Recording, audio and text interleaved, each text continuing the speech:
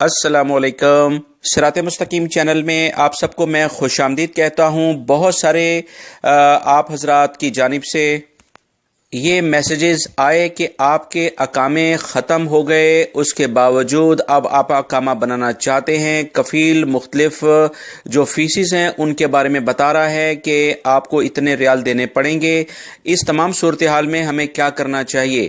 दोस्तों, वो तमाम अफराद याद रखें जिनके अकामे ख़त्म हो जाते हैं, 1 साल 2 साल उनकी किसी भी वजह से अकामे नहीं बनते, अब वो कानूनी तरीके से अपना अकामा कंपनी या कफ़ील के ज़रिए बनाना चाहते हैं, तो आप तमाम हजरात के लिए जो कानून के मुताबिक जो सऊदी अरब का लॉ है, लेबर लॉ, उसके मुताबिक वो तमाम पुराने ड्यूज़ आपको लाजमी क्लियर करने होंगे।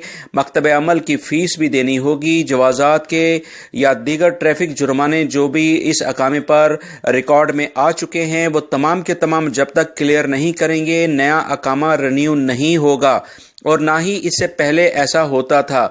इस बारे में ऐसी इतलात जो कि सोशल मीडिया पर चल रही हैं कि ऐसे अफराद के लिए अकामे की फ़ीस में मकतब अमल ने कोई कमी कर दी है।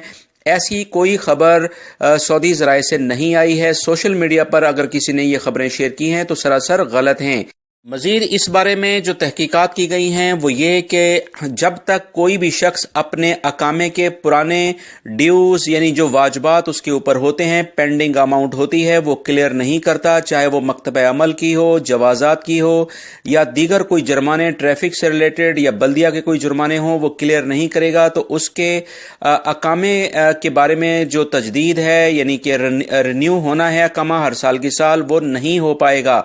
इस बारे में जवाज़ात के वाज़िया अहकामात हैं, उनके ऑर्डर्स हैं जिसको वो हर सूरत में फॉलो करते हैं।